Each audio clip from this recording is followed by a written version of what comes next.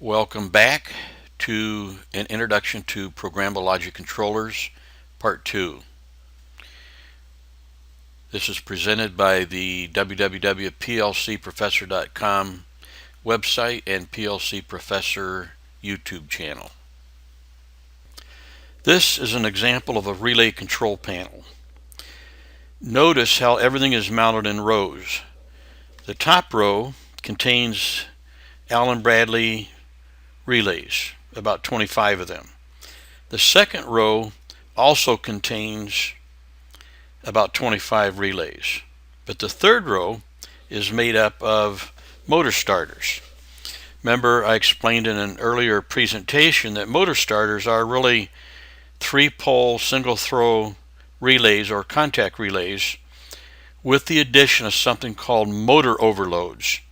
These are thermally sensitive devices that will open the path for current flow if there is too much current. The key element to grasp from this photo is that there are many relays mounted in many rows. This is a graphic illustration of an industrial control panel. If we remove the face of the enclosure to reveal the actual backplate or panel, we see an array of brown rectangles that we are representing as individual relays. An actual panel would have additional devices, but our panel is made up of very neat rows of just relays, but they are not all identical.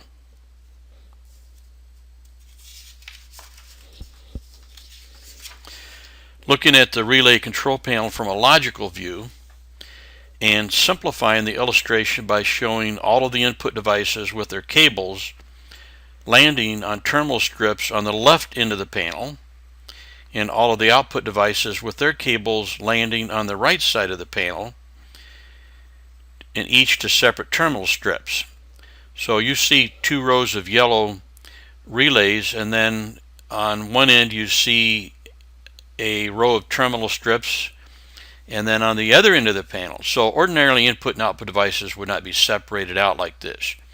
But for the sake of our illustration and explaining how a relay control panel functions, this is necessary. Now, all the relays on this panel are probably of this type. In the previous slide, all the relays were brown, but now we have a column of yellow relays on each end. These are the interface between the input and output field devices. The input devices are proximity switches to detect the presence of objects in close proximity. They're non-contact.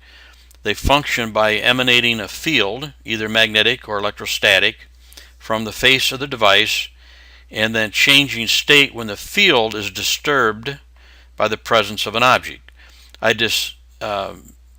I demonstrated this to some degree in a previous lecture on basic electricity and magnetism. And then also for input devices we have photoelectric switches or photo eyes. These are another presence sensing type of device that function by changing state, going from off to on to off. When a beam of light is broken, if it's a through beam type photo eye, or the device senses reflected light. You have 2 types of photo eyes. There are those that are called through beam. In other words, you have a sensor on one side of a path of travel, and then you have a light source on the other. And when the object goes by and breaks the beam, the sensor says, aha, something's passing by. You have other devices that, for instance, the one right in front there, you can see it has 2 lenses. Looks like 2 eyes. One of those emits light, and the other looks for light reflected back. So when an object passes by and the special frequency of light is reflected off of that object back into the other lens, it detects the presence. Besides proximity switches and photo eyes, we also have limit switches, and they're one of the oldest presence sensing devices, sensing presence by actual contact with an actuator on top of the device that operates a switch. 2 of those you can see a plunger with a little wheel. The other 2 would require an additional item that you purchase called an actuating arm that's adjustable both in length and angle. Also, condition switches, which have been around quite some time, they operate a switch when a temperature or pressure change is sensed. All of these devices are digital. That is to say, they have two states. They're either on or off. The bulk of the relays are the internal relay logic that respond to the changes in the state of input devices or respond to a combination of states of several input devices. Output devices are most often motor starters. We saw a few motor starters in the previous slide. These are devices that control electric motors. What you see in front of you are all 3-pole devices for 3-phase, which is a special format of electricity that gives you much smoother and much greater power than single phase. So these are 3-pole relays. You know, when you actuate them or energize them, they switch 3 poles or 3 separate paths of conduction in and out. The only access to the state of logic on this type of panel are through illuminated indicators. So on a regular relay panel where you don't have a computer screen, you have indicators. So these indicators are wired in as outputs. When certain conditions are met, a light will turn on the front of the panel to indicate that the conditions have been met and you're in a certain step or phase of the process. And most processes these days have solenoid valves. There's more than just solenoid valves, so we say solenoids, but 90% of the time there's solenoid valves. In an earlier presentation, we talked about these solenoid valves and their functionality with cylinders. All of the products that you see on the screen here are available from Allen Bradley, which manufactures industrial control products. There are other companies that make similar products. This particular company, Allen Bradley, has probably the largest array. The only item that they do not sell, manufacture and sell, are the solenoid valves. Although a real relay panel would not be arranged this neatly, the idea is the same. There are relays that are energized by means of input devices. There are relays that are strictly internal to the logical machinations of the process. We call that relay logic. In other words, they don't actually directly respond to an input device, but they might respond to a group of input devices, so they're logical relays.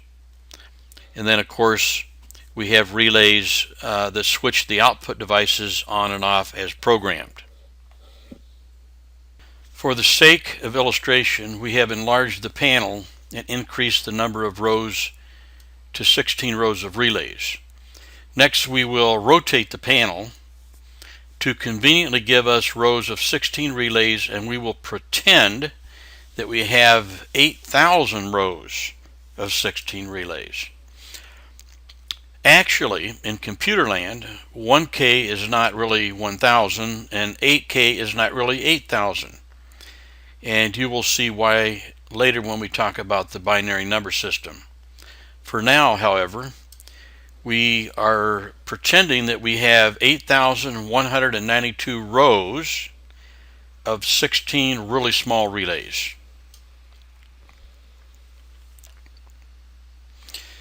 So we now are going to identify our relays by row and position.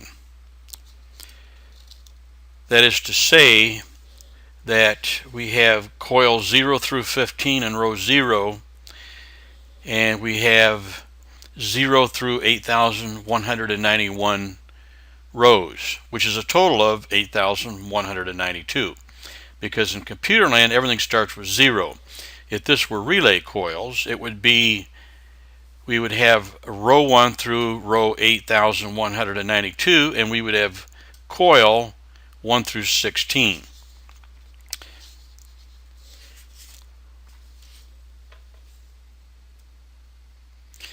If you look at one coil here, and we'll take the last coil in the first row. So we would identify this coil as row 0, coil 15. If we look at it, we'll see that it's a coil with one form C contact. Now we know that that relay coil and contacts could be a number of other configurations, but remember, we're making a transition now to bits in memory. If we need more contacts for that coil, we just simply add more contact blocks. Now that was an awful lot of information to take in a short time. So give yourself a break, get up and take a stretch, get something to drink, and come on back. There are several number systems made use of in the human interface to programmable logic controllers. At the fundamental level, at the actual computer electronic level, everything in any computer is binary. Binary is a base 2 number system. 2 states, 0 and 1, digital, on or off, yes or no, true or false. Everything is absolutely binary. There's nothing but ones or zeros in any digital computer system. Therefore, decimal, hexadecimal, octal, and binary coded decimal are used to interpret the binary values present in the memory of the programmable logic controller and display them on the screen in the programming software. Whereas they are always binary in the PLC, on our graphical user interface like RS Logix 500, RS Logix 5000, or any programming software, we may see a decimal value, we may see a hexadecimal value, but they are representing binary numbers. The binary number system is second nature to us, so we will use it as a springboard into binary. To do that, first we're going to look at the decimal system as we see it. You have indexing, positional notation, exponential. Indexing would be like an odometer. So if you look at the highlighted area there, and you see 0 through 9 in various vertical positions. So if you take the least significant digit, which would be the 0 to the far right, for every 10 clicks of that position, the next position to the left is going to click once. So the second position from the least, the second least significant digit, is a 10 counter. The third position is going to click once for every 10 clicks of the second position, which clicks once for every 10 clicks of the first position. So that's 1 times 10 times 10, so that's 370. So the third position is a multiple of 100, and of course, decimal's all second nature to us. So indexing like an odometer. In exponential, we have units, and then we have 10 to the first power, 10 to the second power, 10 cubed, 10 to the fourth, 10 to the fifth, and 10 to the sixth. In positional notation, which really is the one that we're the most familiar with, is ones, tens, hundreds, thousands, 10,000s, 100,000s, and millions. Again, if you start with the units position, which is the least significant digit all the way to the right, ones, you simply multiply by 10, by 10, by 10, by 10, by 10, by 10 to get to a million. Okay, everybody understands this. This is second nature to us. If I were to rip off a number and say 5,785,934, you can picture that number in your mind. You could write it down. You could repeat it. And if I said dollars, you would instantly have a relatively good idea of what that was worth, the actual value. Here we have, again, three representations of the same value. 40,000. 4 times 10 times 10 times 10. 4 times 10 to the fourth. So again, everyone observing this understands the decimal number system and is very, very intimate and familiar with it. Binary, on the other hand, now we're showing this exactly the way we did decimal. So there's there's decimal, indexing, exponential, positional, notation, and here's binary. Decimal, binary. Indexing, whereas in decimal it took 10 clicks to get the next significant digit to click once. With binary, 2 clicks and the next one clicks once. Exponential, units times 2 times 2 times 2 times 2 times 2 times 2, or 10 to the first, 10 squared. I'm sorry. I'm so used to saying scientific notation. 10 to the 0 power is units. 10 to the first power is twos. 2 to the second power is fours. 2 to the third power is eights, and so on. Now here's an interesting point. Notice that the exponent on the base 2 number system goes beyond 2 characters. So in the binary number system, there's only 2 characters, 0 and 1. There is not a 2. 2 is not part of the binary number system. It's zeros and ones. So if you get 2 clicks on the least significant digit, then the next position goes to 1. Well, there isn't really a name for any of these positions, just like over in positional notation. We typically say 1, 2, 4, 8, 6, 1, 2, 4, 8, 16, 32, 64, times 2 is 128, times 2 is 256, 512, 1024, 2048, 4096, 8192, 16384, and so on. But in order to describe anything between human beings and the binary number system, other than saying 1 or 0, we have to use the decimal or base 10 number system. Otherwise, nobody would have a clue what we were talking about. So keep this in mind. There are no words in the English language to describe anything in the binary number system other than 0 and 1. We say we have a 2. We say we have a 4. We say we have an 8. But 2, 4, and 8 are not words that describe the binary number system. So the binary number system is in a land all by itself. There is no way to talk it. No one can talk binary.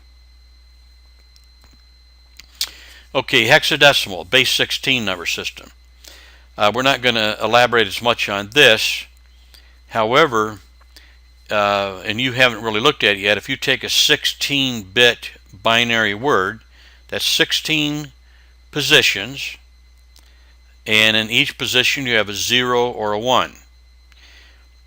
For hexadecimal, you can break up those 16 positions into 4 groups of 4 bits.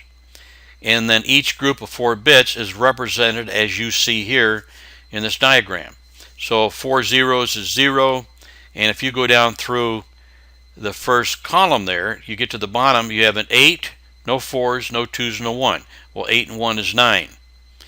However, the next position, 1 0 1 0 at the top of the column on the right hand side, that would be equivalent to decimal 10, but you can't use 10 as a single symbol to represent one value. So in other words, for the first 10 positions, 0 through 9, or 4 zeros through 1 0 1, we could use a single character, 0 through 9, to represent the value. But when we get to the top of the next column, we can't put in 1 0 as a single symbol. So instead we use A, B, C, D, E, and F to complete these 16 possibilities for 4 binary digits. In other words, if you take 0 0 0 0, which equals 0, if you take all the possible combinations of those 4 bits, you see them all right here. So For 3 bits, there are 8 combinations. For 4 bits, there are 16 combinations. For 5, there would be 32, and so on. For each additional binary position, you double the total number of combinations. So if we look at the value over on the right there, 1011, in hexadecimal, 1011 is 11.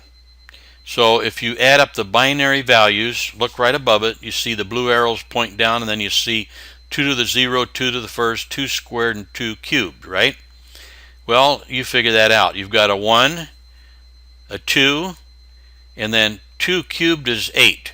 So 8 and 2 is 10, plus 1 is 11.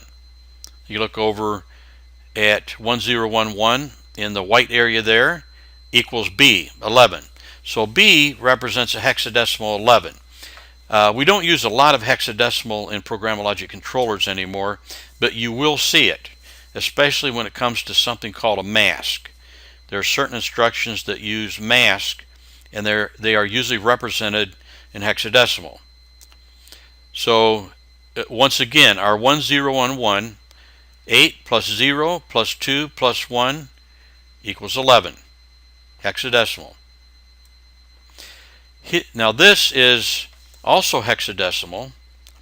The previous one, 1011, when you look at that, you really don't know whether that's binary or decimal or hexadecimal. It's 1011. It could be 1011, or it could be hexadecimal 11. So typically you're going to see a subscript to the right and lower for the value. In this case, it would have an H. It would show that it was hexadecimal. Now, when you see a value like this one, A0F1, because you see alpha characters in there, you know it's hexadecimal. This value right here is really outside the scope of this lecture, but it shows you how difficult it is to deal with any number system other than decimal. I mean, binary is not real bad, but hexadecimal and octal become very difficult. Okay, binary coded decimal is another variation, and you see they've divided up the 16 bits into 4 groups of 4 bits. The difference is, in BCD, the equivalent decimal value of any group of 4 bits will never exceed 9, because this is binary coded decimal. The conversion value has to be decimal. So look at the top 16-bit word, 1000011010010010101. Well, you know, I just repeated that, read it off the screen, and I can't remember what I said. But if we go through and convert and add up a 1, a 4, a 16, 128, add 512, add 1024, and add 32,768, that adds up to 34,453 as a decimal equivalent.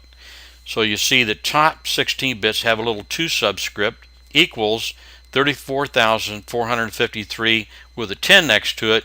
That way you know it's decimal. Now we take those exact same 16 bits, drop them down, divide them up into groups of 4 bits, and we say the first 4 bits to the right are the ones, or the units. The next 4 are tens, the next 4 are hundreds, and the last 4 are thousands. So we have 8,000, then you have a 4 and a 2, that's 600. You have an 8 and a 1, that's 9, and you have a 4 and a 1, that's 5. But you don't add them all up. Those are the positions. 8695, 8,695. BCD, you see that a little more often in some of the older PLCs. In newer PLCs, there are instructions for BCD, to BCD and from BCD conversion instructions, but you're not going to see that much of either hex or BCD. Okay, octal, base 8 number system. Remember, we're talking about the number of symbols. Binary has 2 symbols, 0 and 1. Base 8 has 8 symbols, 0 through 7. Base 10, decimal, what we all know and love, has 10 symbols, 0 through 9. Hexadecimal has 16 symbols, 0 through 9, A, B, C, D, E, and F. So if we look at these bits here, 101000101, little subscript base 8, that's equivalent to 2,129,985 in base 10. The next value there, that's also base 8. That's the highest value you could have for base 8 for 8 positions. Because remember, the characters are 0 through 7. So 7777, 7777, you can't go any higher than that. That's it. 7 is the highest value in octal. You won't see this in any new PLC, but in the older PLC 5s, PLC 2s, especially the 1771 I/O configuration for what was called a rack of memory. You had a 2-slot addressing, 1-slot addressing, half-slot addressing, and it all revolved around the base 8 number system. I'm sure you have lots of questions, but this will basically take care of an introduction to different number systems.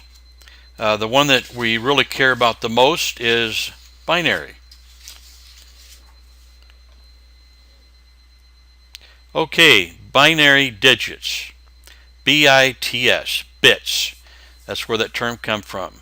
A bit is one position in a binary value. A nibble is 4, 8 bits is a byte, 16 bits is a word, 32 bits is either a double integer or a long word, and so forth.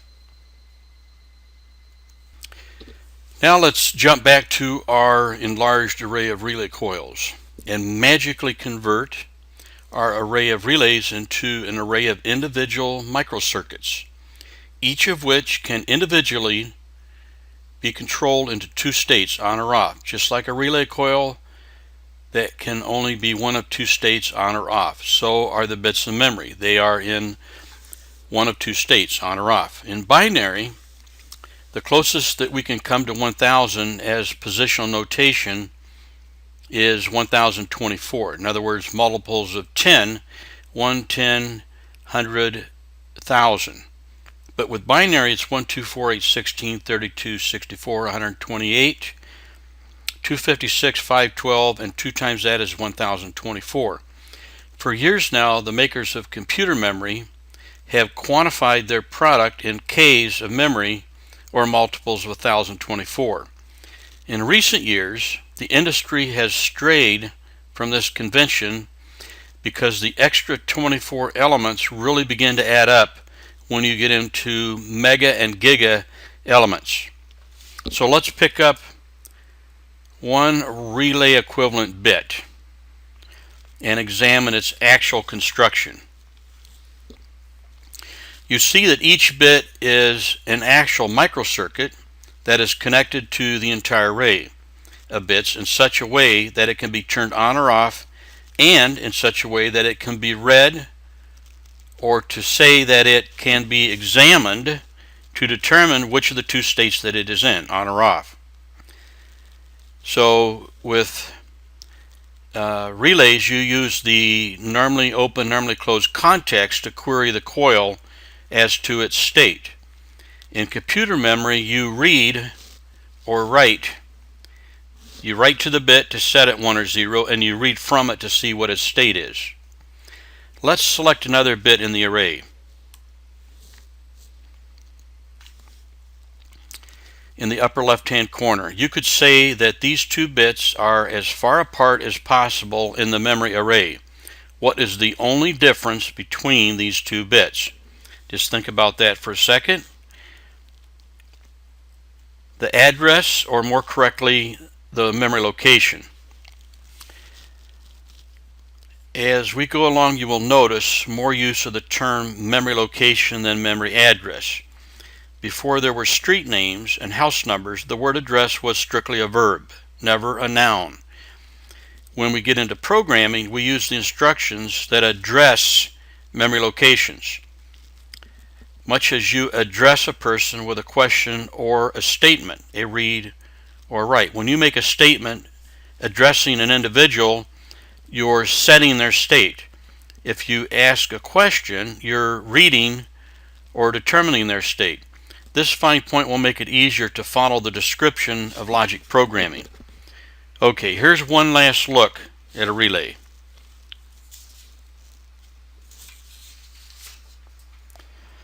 Let's take a tighter look at the symbols and functions.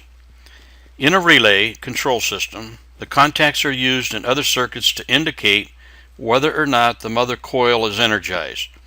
So you could say that the normally closed contact has continuity if the relay coil is the normally closed contact of a relay has continuity if the coil of that relay is correct, de-energized. The relay de-energized is the normal state, so the normally closed contact will be normally closed when the coil is in its normal state of de-energized. True and false are an alternative to on and off. The normally closed contact is true if the relay is de-energized or off. The normally open contact is true if the relay coil is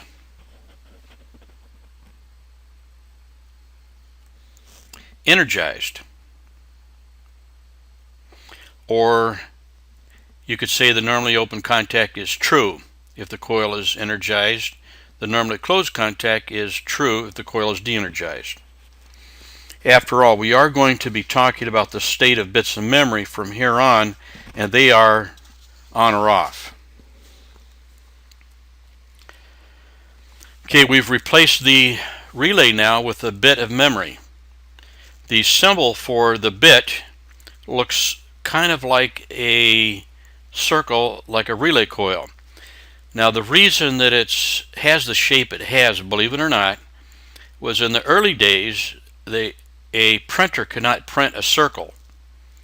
So when you were printing out your PLC program, the closest they could come was an open and closed parentheses. And that's how we kind of got stuck with this symbol for the bit. And then of course you have what looks like a normally closed and normally open. How would you phrase? Now remember, these are instructions now, not contacts. But we're using the symbols from relay contacts to represent the instructions. So the first instruction over there on the left, it looks like a normally closed contact. This instruction is true if the bit is de-energized or energized. Correct, de-energized or off. This instruction is true if the bit in memory is de-energized or off. From now on, we should be saying off, not de-energized, because you don't energize a bit. You set it on or off. You set it in one state or the other. This instruction is true if the bit that it addresses in the PLC's memory is energized or on.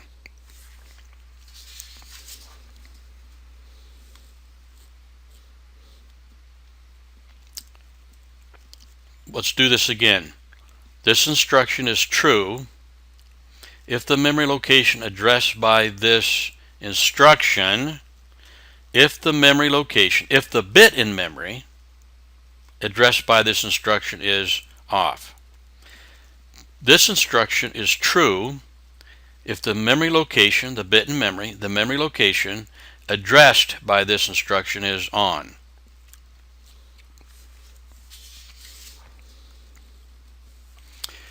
This instruction is false if the memory location, the bit in memory, if the memory location addressed by this instruction is on, because this instruction is really true if off. Now, Alan Bradley calls these two instructions XIC and XIO. I prefer to call this one true if off. Therefore, it's false if it's on. This instruction is false if the memory location, the bit in memory, addressed by this instruction is off. Okay, this is a normally open push button. And this is not part of PLC programming, but there is a certain situation when programming a PLC that you might run into which is confusing, and that is the difference between when you have a normally open contact or a normally closed contact wired up as an actual input device. Remember, a push button is an input device. So normally open push button is spring-loaded in this position, the open. When you press the button, a normally open push button, this is now held closed. So when you're pushing the button, you have continuity, and if this is wired to an input of a PLC, that input is on. This is a normally closed push button, and it has continuity when you're not touching it. So if this is wired up to a PLC input and no one's touching it, the input is on even though this button is not pushed because it is normally closed. Now don't forget this. So if we push the button, the contact is broken, the input that it's wired up to goes off. So a normally closed push button, when you push it, the input that it's wired up to will go off. So remember the difference between normally open and normally closed contacts out in the field. In the actual input field circuitry, they're just the opposite of each other. Okay, normally open push button, normally closed push button. Look at those closely. There are cases where you want to initiate a sequence when a button is released. We especially see limit switches that are held opened or closed against their normal state. In these cases, we refer to these switches in their normal state held closed. With push buttons, you don't normally hold them closed. However, with limit switches, it is possible the machine could rest against a normally open limit switch and hold it closed. Or with actual push buttons, you may have a situation where you have to hold the button down for a specific length of time. You have to exceed that interval, otherwise the logic in the PLC ignores it until after a timer has timed out, and the same would go for a normally closed push button held open. What this does is this prevents triggering logic by accidentally bumping these push buttons. Continuing on with our relay panel, remember that we still are representing the logical landscape with 8,192 rows of 16 relays. We're only showing the coils because the coils really represent the individual or collective state of all the conditions that we're working with in our logical program. So let's zoom in on just one row, row 1, coil 0 through 15. Now let me explain something. The layout or the actual location of a coil is defined by row and coil. Row 1, coil 0 through 15. But that's not necessarily the name of the coil. For instance, so far in our presentations, we've used the designation for a contact relay as 1CR. It means it's the first one that we assigned as we were creating our logic, and then the next one would be 2CR, 3CR. That doesn't mean that 1CR is the second relay coil from the right in any one of these rows. In other words, 0 through 15. So it's not 0CR, 1CR through 15CR. This is the physical location, not the logical location. Keep that in mind. Now we're going to take these 16 relay coils, because remember the coils represent the state. The state of the coil represents the state of the collective devices that control that coil. Okay, now we're looking at those same 16 coils, row 1, and coil 15 is the one that we have assigned the name to 1CR. These are all contact relay coils. We haven't changed to bits in memory yet. So if you look at our diagram here, this portrays a connection between an actual input device, the relay coil, and the relay contacts. Always remember that there is no electrical connection between the input device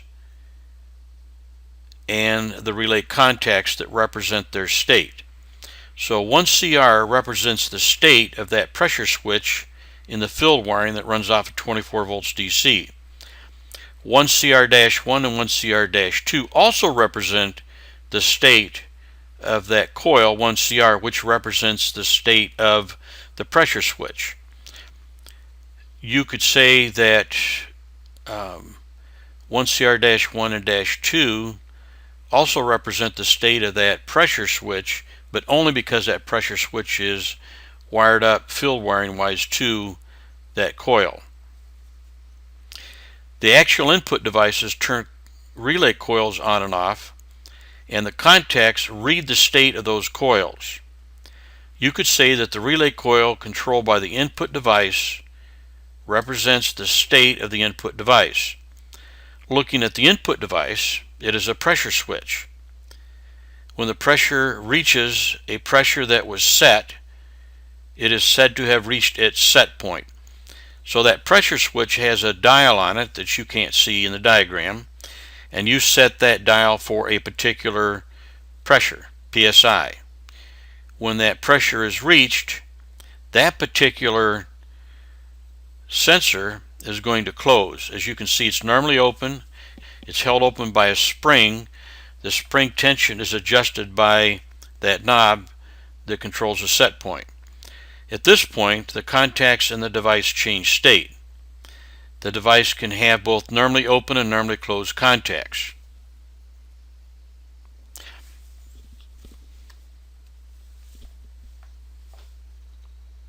However, the pressure switch is not wired directly into the control panel's logic. The state of this input passes through a device that isolates the field voltage from the electrical circuits of the control panel. Looking at this diagram, with the state of the input as shown, and with what you know about the contacts that are identified as being controlled by this input device, are either of the contacts true at this moment? When I say either of the contacts, I mean 1CR-1 and 1CR-2. The pressure switch is open in the field wiring, which means that 1CR is de-energized. So are either of these two relay contacts, 1CR-1, 1CR-2, are either one of them true? Correct. The true if off, because the relay is off because the pressure switch is unconnected, it's not completing the circuit. The true if off contact that is identified with the relay coil is true because the coil is off. So the contact is true because the coil is off, and the coil is off because the field device, the pressure switch, is open. Remember, the contact reads the coil, not the pressure switch. Now you're saying in this case, isn't it one and the same? In some cases it will appear one and the same. In other cases it will not be, as you'll see later. What do you think will happen when the pressure device reaches the set point? Correct. The state of the contacts change, allowing free electrons to pass through the coil of the relay, energizing it. Consequently, the contact that was true is now false, and the contact that was false is now true. So 1CR-2 is now true because it represents 1CR, which represents the pressure switch.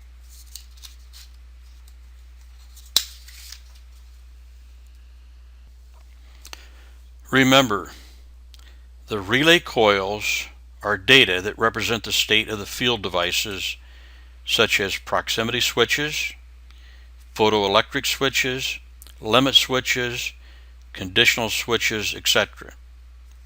However, the contacts mechanically connected to these relay coils do not exist in the scheme of things unless you use them.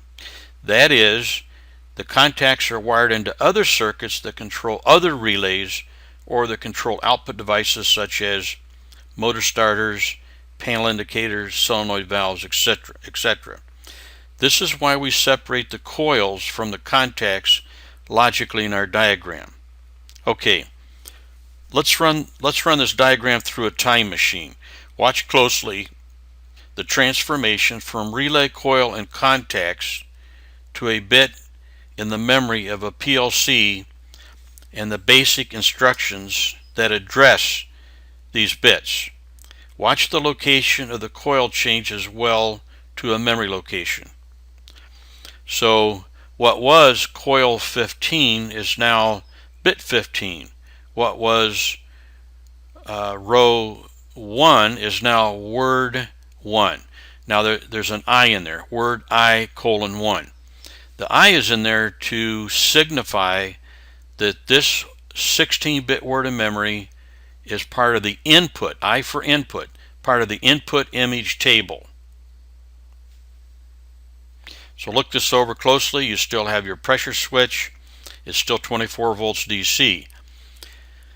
Another inclusion here, if you will, the row of yellow relays in our original relay panel was the electrical interface between the field device voltages and the voltage on the panel. We have now replaced those special relays that interface the field voltage to the panel voltage with something called an optical isolator. So that little square you see there with a diode, a couple looks like bolts of lightning that just indicates light, and then a phototransistor, and it's part of the input module. So the input module specifically is the electrical interface between the field wiring and bits in memory. The memory is most likely powered by 5 volts DC, where the field wiring could be anything from 24 volts, 115 volts, etc.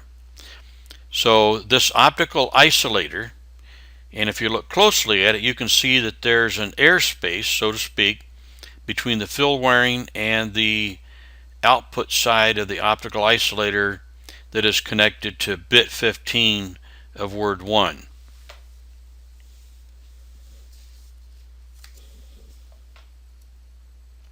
This optical isolator is made up of 2 components. Now there's actually more components than this, but for the sake of illustration, representation, we have a diode. That's the black arrow with the point of it against a flat line.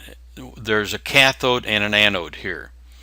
Now the direction of the arrow is in the direction of conventional current flow. Remember, we explained in an earlier lecture that early on in the days of scientific discovery that they named the 2 polarities positive and negative, positive meaning excess, negative meaning deficiency.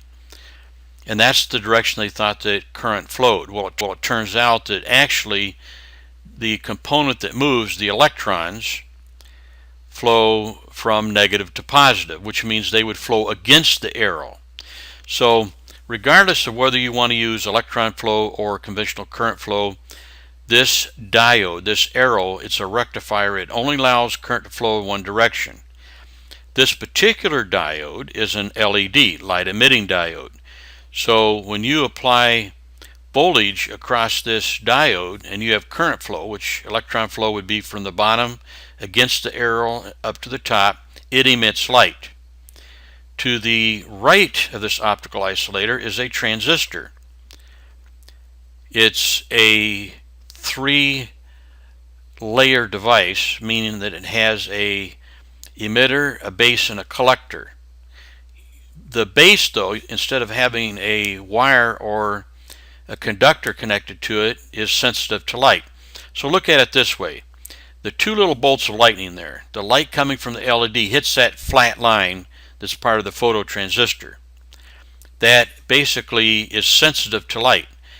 And you have a voltage applied from the bottom of that phototransistor to the top. That we're talking about the right side of this opto isolator now.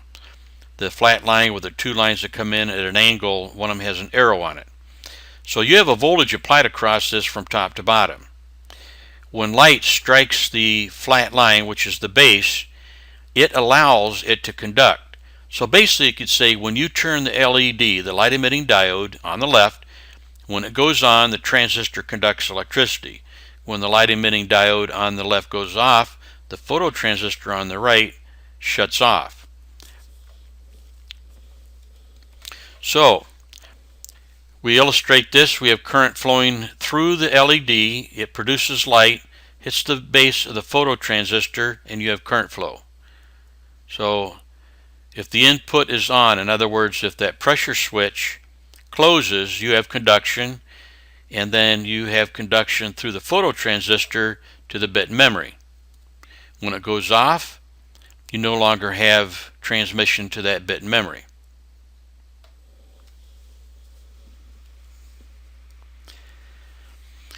Okay, a little more detail. This is a diagram that portrays the connection between an actual input device and the PLC's memory. Always remember that there is no connection between the input device and the ladder logic instructions that use their state. The actual input devices turn bits in memory on and off, and the instructions read the states of those bits. Just like a contact on a relay basically reads the state of the coil. You could say that the bit in memory controlled by the input device represents the state of the input device. Looking at the input device, it's a pressure switch. When the pressure switch reaches a pressure that was set, it has reached the set point. At this point, the contacts in the device change state.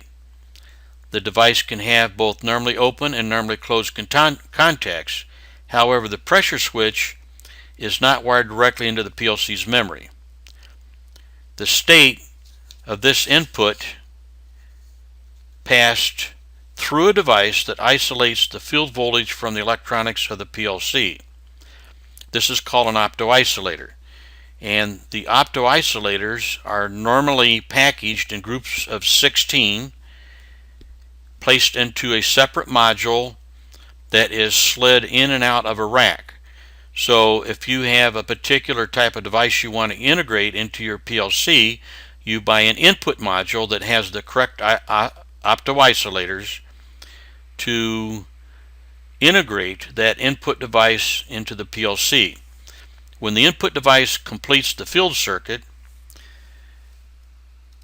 the free electrons flow through an LED that illuminates a photoreceiver, allowing current to flow to the bit memory.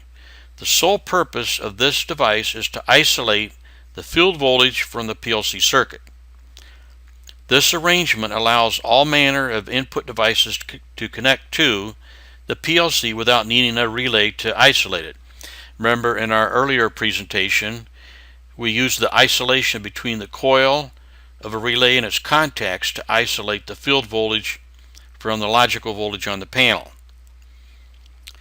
The reason that it is important for you to understand this is because a big part of the market and a major component of all PL systems are the I/O modules. These are the individual modules that allow different types of field devices to interface into the PLC's memory.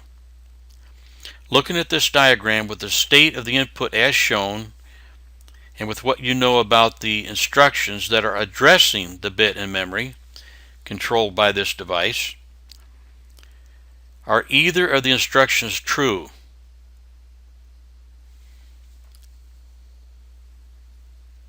Correct. The true if off instruction that is addressing memory location I for input, row 1, coil 15 or bit 15 is true because the bit in memory that it is addressing is off. So the instruction is true because the bit is off in memory, and the bit in memory is off because the field device, the pressure switch, is off. Remember, the instruction reads the bit in memory, not the pressure switch. What do you think will happen when the pressure device reaches the set point? Correct. When it reaches the set point, the pressure switch closes. Now I don't show it, I'm not animating it to show it close. Instead, I just highlighted it in green to show that the circuit is complete in the field wiring. The state of the contacts changed in the pressure switch, allowing free electrons to pass through the LED in the optoisolator, thereby turning on the associated bit memory. So you see bit 15 now of word 1 now shows that it's on with a green circle. Consequently, the instruction that was true, which looks like a normally closed contact there, it was true before we turn this on. It's now false, and the instruction that was false is now true. While the PLC is in the run mode, the logic is continuously reading the bits in memory that they are addressed to and updating the logic.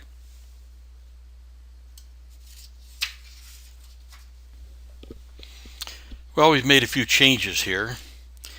Let's fatten up our diagram with more than one input and change the device to momentary contact push buttons. We did have a normally open pressure switch in there. Now we have a normally closed and a normally open push button. There are two push buttons in this diagram. What is the difference between the two? Correct. The first one has a normally open contact. The one on the top has a normally open contact, and the second push button has a normally closed, which means when neither button is touched, being pressed, depressed, the top one, a spring holds it open, and the second one, a spring holds it closed. Normally open, normally closed. Okay, consider their normal state as you see them right now. Are either of the two input devices completing their input circuits to the PLC?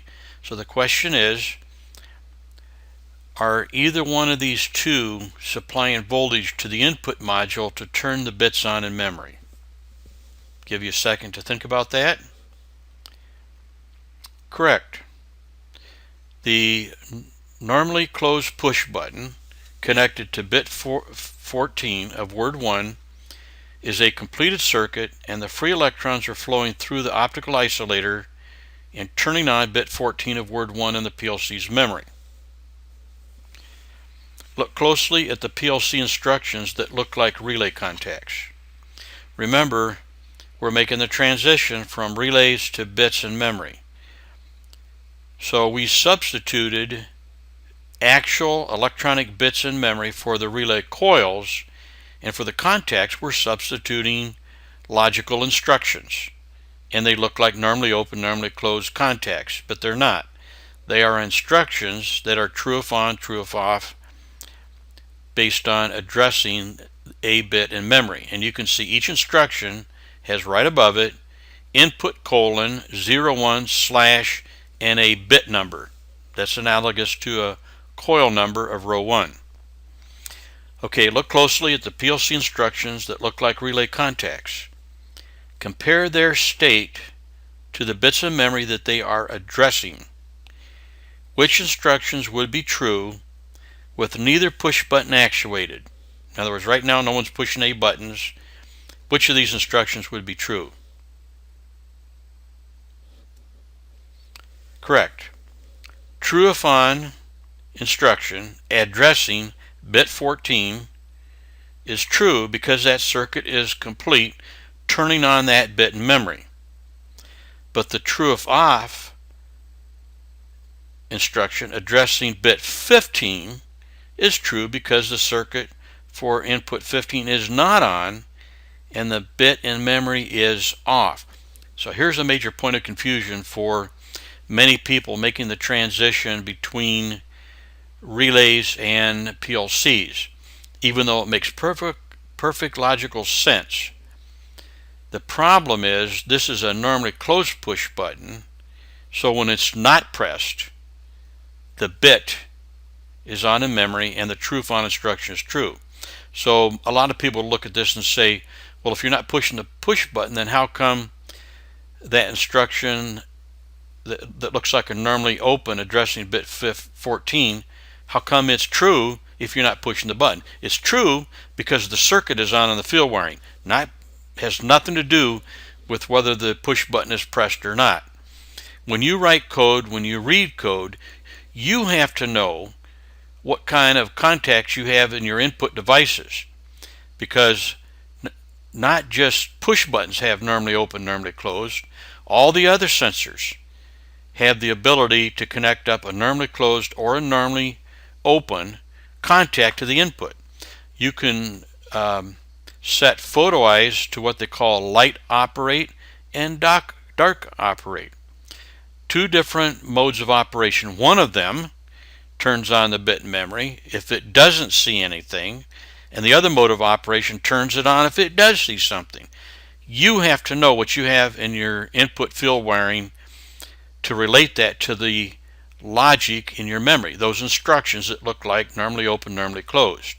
So the only real way to look at these instructions, when you see that instruction that's true right now, I:01/14, that looks like a normally open contact.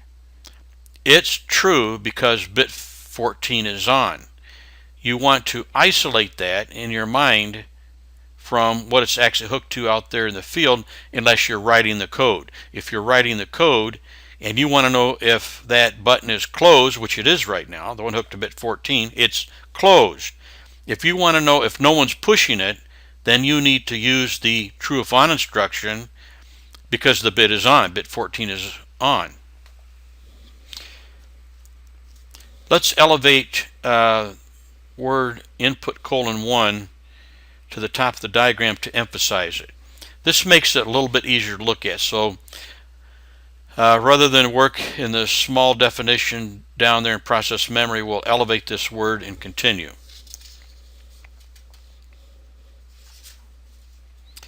Before we depress the push button, run through this action in your imagination and visualize what you think will happen.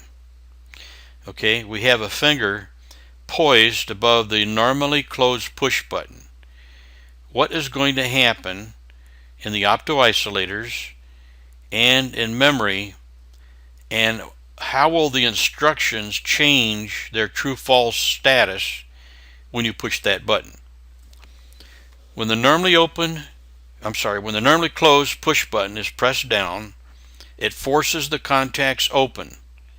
The input circuit is now incomplete, and bit 14 of word input :1, input word 1, in the PLC's memory is now off, and the instructions that address it must change from true to false and false to true. So you see, when we push that button, the only thing that changed in the logic is the two instructions, both addressing input :01/14. The one that was true went false, and the one that was false went true. So look at the state right now. Of the two instructions addressing bit 14, which one's true, which one's false?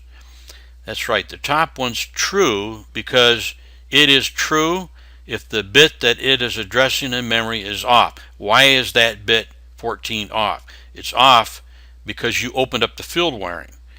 Whether you did that by letting go of a normally open button or pressing a normally closed button, that only matters when you're actually writing your code to decide which of the two instructions you want to use. But get this straight in your head. When you press a normally closed push button, the bit memory goes off and the true if off instruction becomes true. Because when you push the button, a normally closed button, you're basically, when you push it, you're breaking the circuit and it's now off. So the true if off instruction is true. You want to look at it that way. Let's try another push button. What would you expect this to do when you press this button? Now remember, we let go of the normally closed push button. It's now conducting again, and bit 14 is back on, correct? So the input device connected to bit 14 is closed, completing the circuit that turns bit 14, that turns on bit 14, and the instructions true if on and true if off reflect the state of bit 14 in memory, which reflects the state of the input device, correct? The input device connected to bit 15 is open, and the circuit that turns bit 15 on and off is keeping bit 15 off, and the instruction addressing bit 15 reflects this state. Correct? If you look at the two instructions that address bit 15, true if on is false right now, that's on top, and then right below it, true if off is true because bit 15 is off. So if we push the button, the push button's contacts close, completing the circuit, allowing free electrons to pass through the LED in the optoisolator, casting light on the phototransistor, which conducts, turning on bit 15 in the PLC's memory. And the instructions that address bit 15 of word input 1 reflect the state of bit 15, which reflects the state of the normally open push button now being depressed. Not depressed, depressed. You see, the only thing that's changing state is bit 15, so the instructions that query bit 15 are changing state. Normally open, not pressed, true if off instruction is true. The true if off, it looks like a normally closed relay contact addressed by input :01/15. You're not pushing the button and it's true. You push the button, it goes false and the other one goes true. Okay, if you look up above, you see both bits in memory are on. Bit 14 and bit 15 are both on. One button is being pushed and the other is not. Make sure that you continually reflect on this when you're writing your code and you're analyzing logic. Just because the bit in memory is on doesn't mean that someone pushed the button, because it might be normally closed. That's why typically we use nothing but normally open contacts in our input devices, because that's what people expect.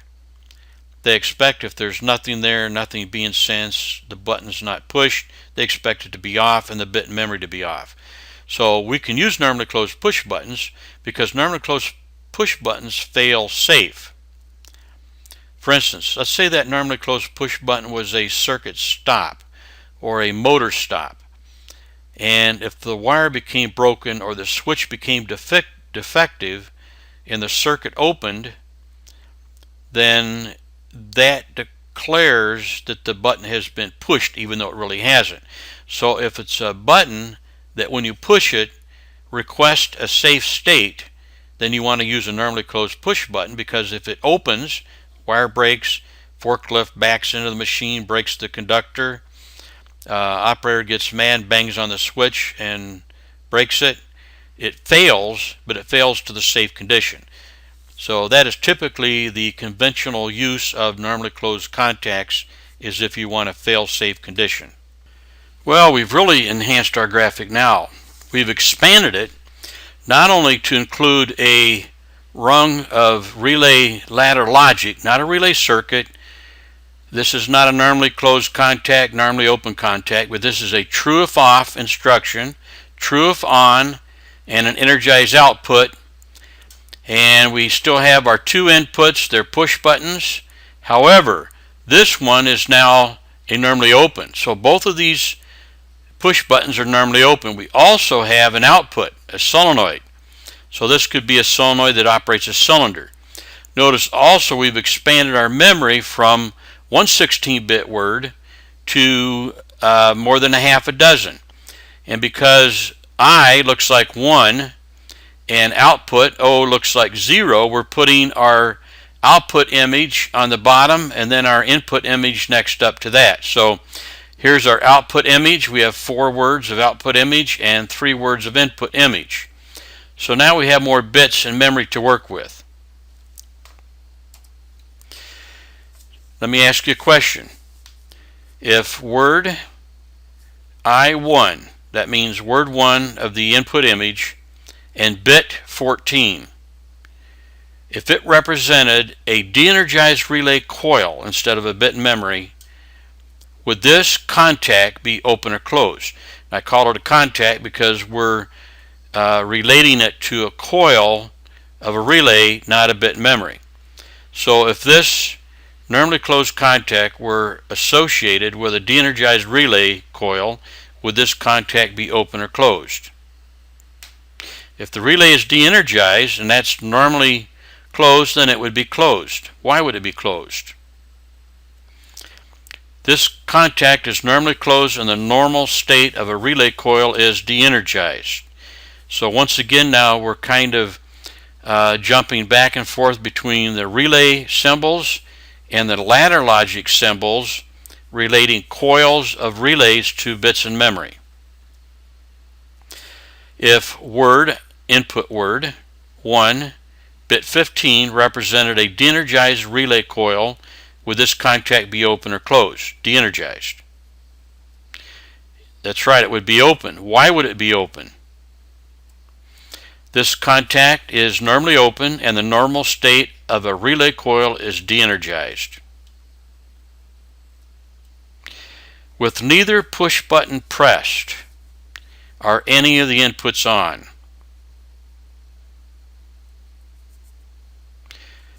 No.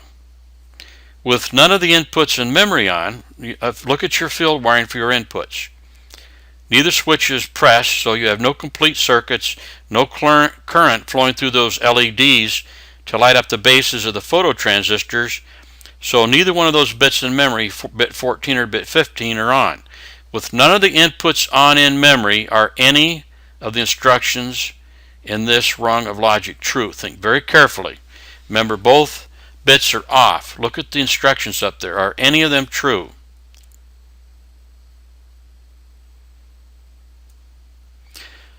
Yes. Input word 1, bit 14 is true because that's a true if off. Bit 14 is off, therefore it's true. So you have something that looks like a normally closed relay contact that's true when the push button is open. This is where you can get confused when you try to match up the symbols with the field wiring.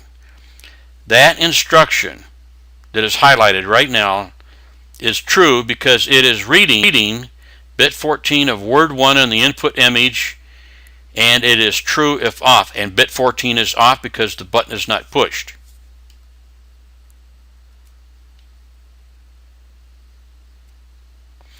If we pressed this push button, what is the effect in memory?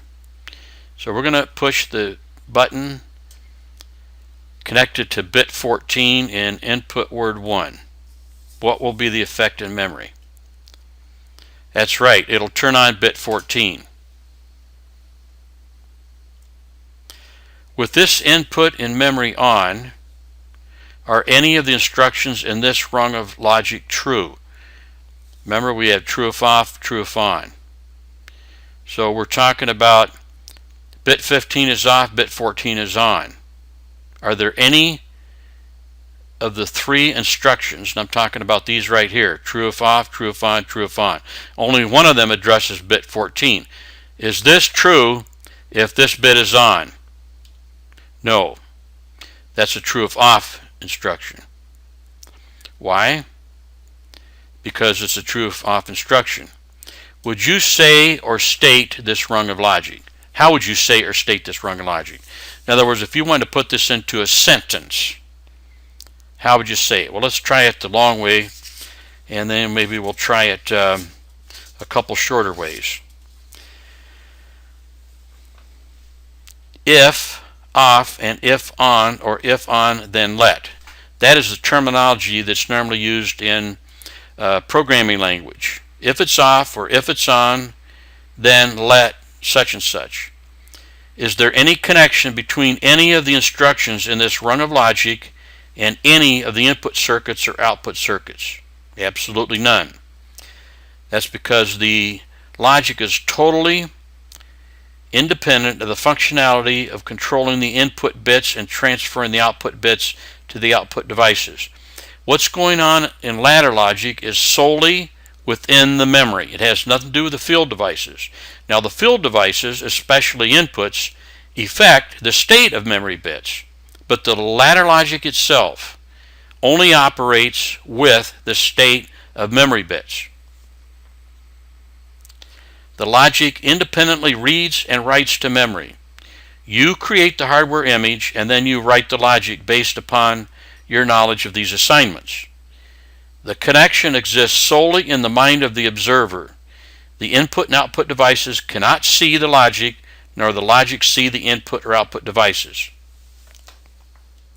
So if I was going to state this rung logic, I would say if bit 14 is off and bit 15 is on, then turn on bit 0 of word 2. Or if bit 14 is off and bit 0 of word 2 is on, then turn on bit 0 of word 2. Now you're probably wondering, how could it be on if no one turned it on? That's a good question. We'll get to that. So if bit 14 is off and bit 15 is on, or if bit 0 is on, then let bit 0 be on. Now this only works if bit 0 in the output word 2 is already on. So basically, if bit 14 is off, look at bit 14 and 15 there in blue. If bit 14 is off and bit 15 is on, then that rung of logic is true. It then, with the output instruction, the OT, output energize, sets bit 0 of word 2 in the output image to on. The next time you come through and read this rung of logic, now the true if on instruction right below bit 15 instruction, it's now true. So if you were to lose bit 15, in other words, if it were to go off, bit 0 of word 2 is still on. So you still have a true path over to the output instruction that turns on bit 0 of word 2. Is there any connection between the instructions in this rung of logic and the input and output devices? Absolutely none. Why? Because the instructions read the bits in memory. They don't read the input devices. By the way, notice that this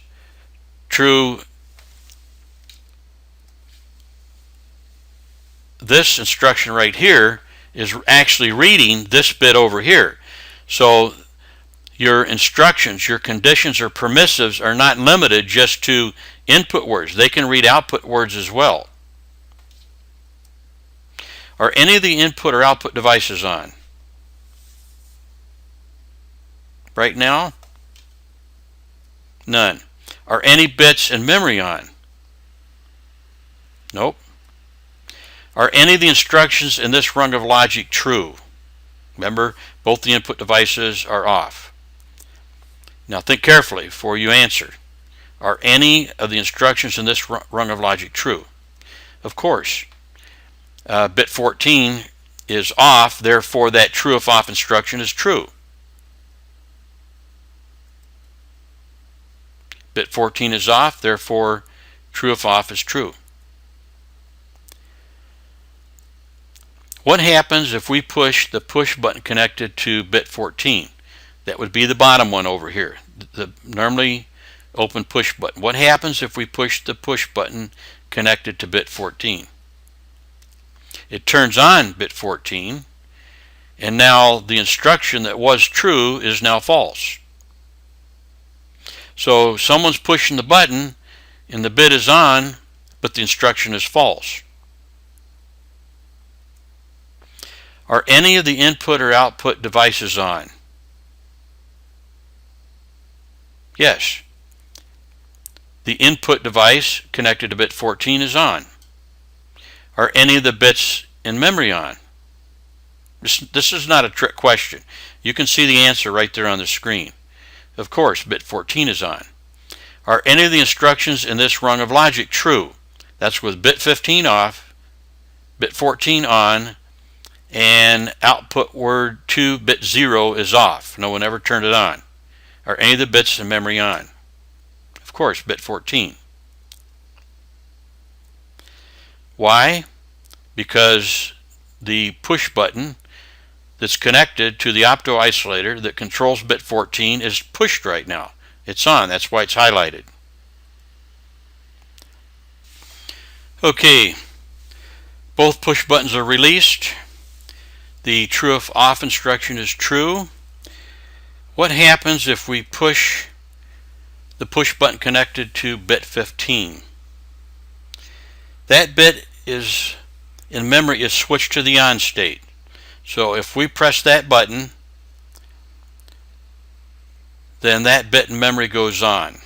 Does this instruction become true immediately when the bit goes on? No, it doesn't. Why doesn't it? Not until the program scan reaches this rung of logic for the first time after the bit in memory is switched on. Now, everything happens so fast it seems instantaneous, but there's really a sequence of events over a period of milliseconds, thousandths of a second. And in programmable logic controllers, a thousandth of a second is a long time.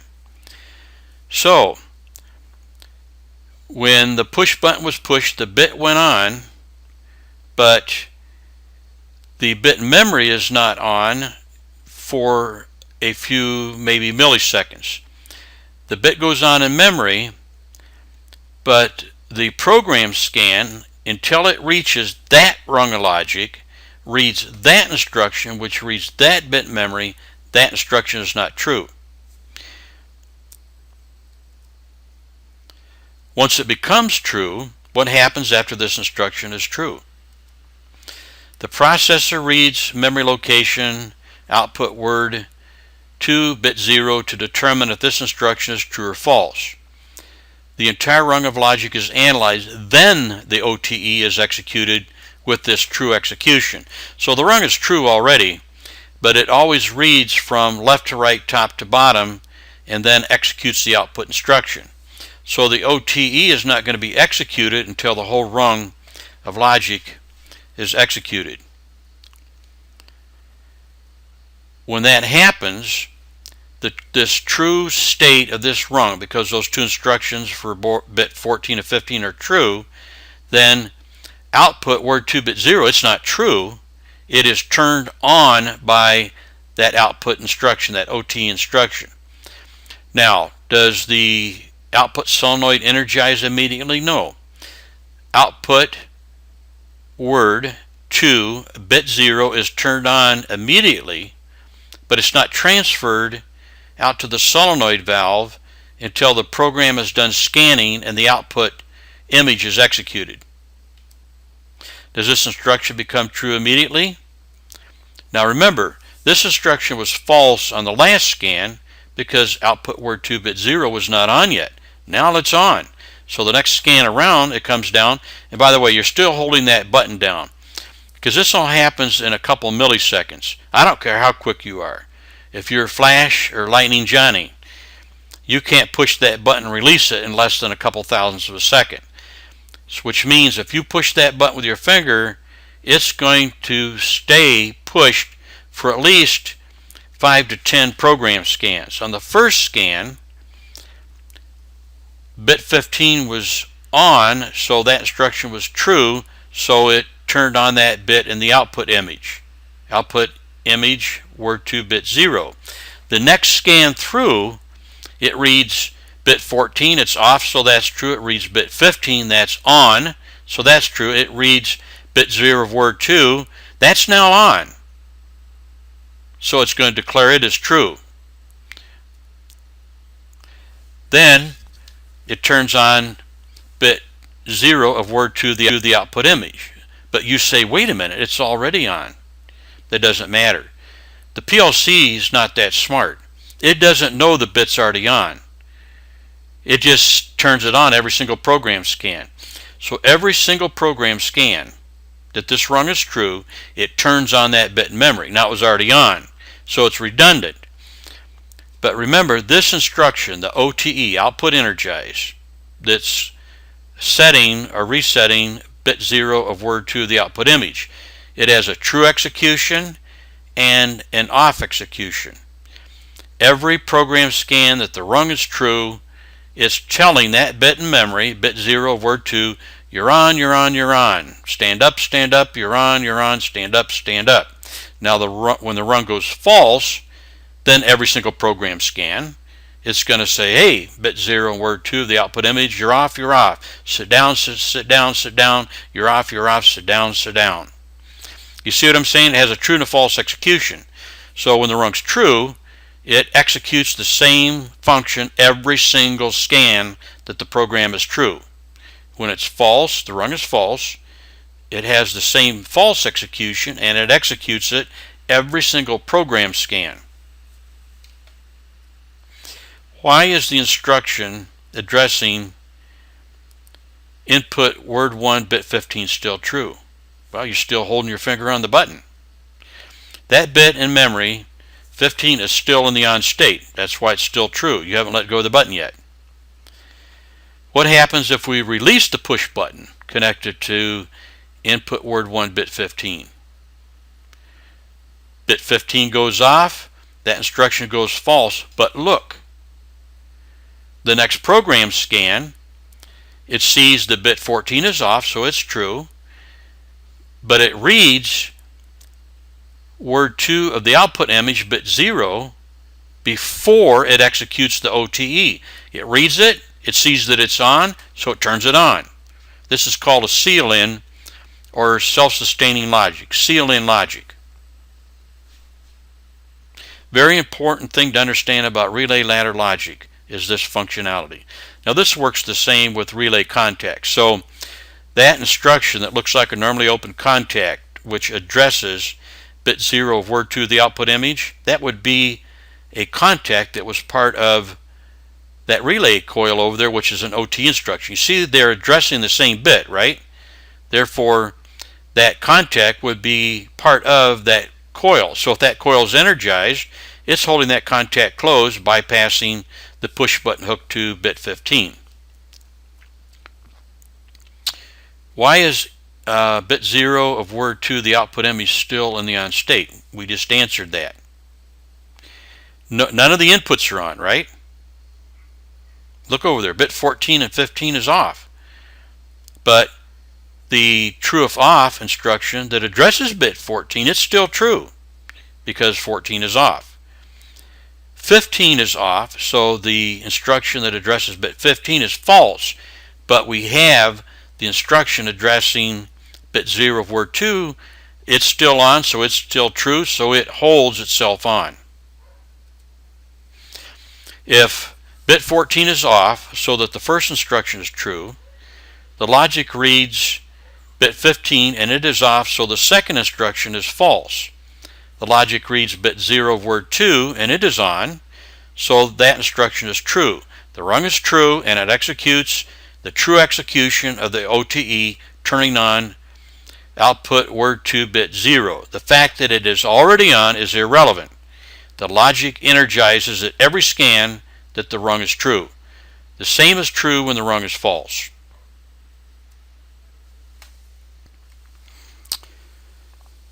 No buttons are being pushed right now, and bit 0 of output image word 2 is on.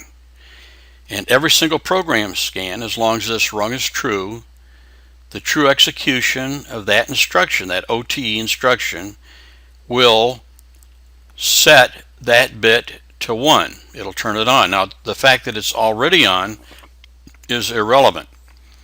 The rung only knows whether it's true or false. If it's true, it turns the bit on. If it's false, it turns the bit off. If it's already off, then it tells it to turn off, the result is still the same. So how do we turn this, how do we make this rung go false? Well, what happens if we push the push button attached to bit 14, which is normally open?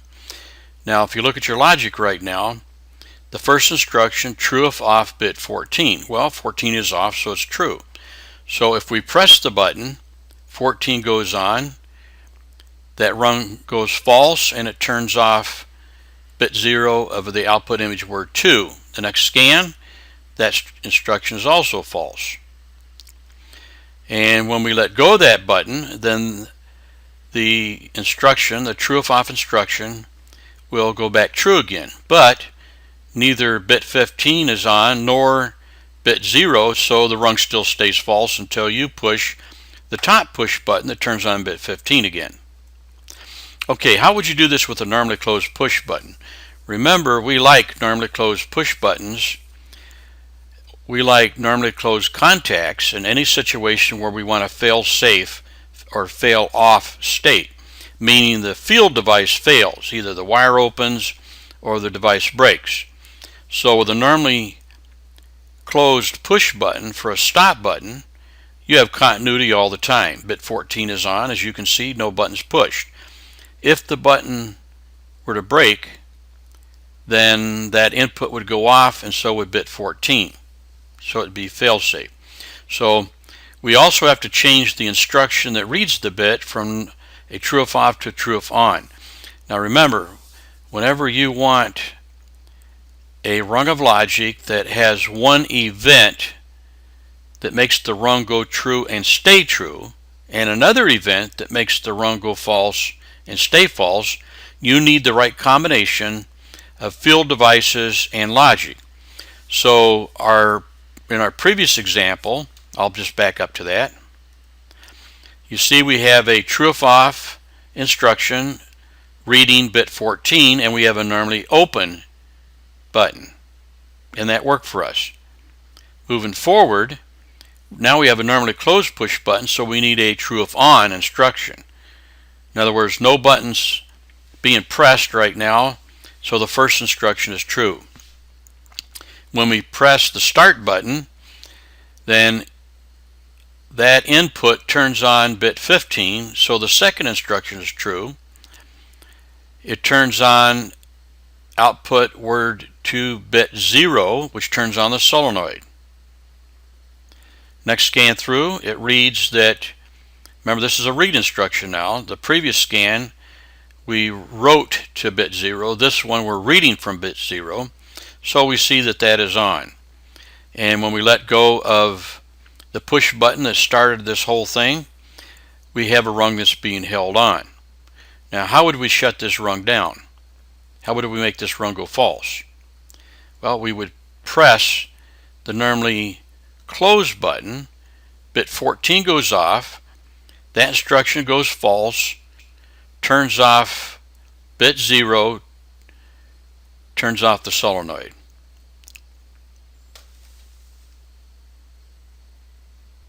This concludes this presentation. Thank you for watching. I hope you both had a good learning experience and that you enjoyed yourself. Again, thank you. Once again, thank you for watching the PLC Professor's training videos. This particular lecture can be used as a standalone lecture. I try to make it as generic as possible. The examples that I used were on occasion specific to the Allen Bradley Micrologics family. Also on the PLC Professor YouTube channel you can find a lengthy video on how to use free software to create a simulator. You can go to www.plcprofessor.com and purchase the electronic PDFs for the training manuals, the lab project manuals that go along with the majority of the videos, or I should say the majority of the videos on this channel are discussions and lectures relating to the lab projects in those three manuals available on the plcprofessor.com website. You can also order the printed forms of the manuals. They're considerably more expensive than electronic because color printing is very expensive. I am going to edit the three manuals back into one manual and see what it costs to print it as one manual. Again, thank you for watching. If you do purchase the electronic PDFs, we appreciate that you do not share these with other people. We priced the electronic versions inexpensive enough that everyone can afford to buy their own, and the revenue from these manuals is the only revenue that supports creating more of these videos for the PLC Professor YouTube channel. Once again, thank you.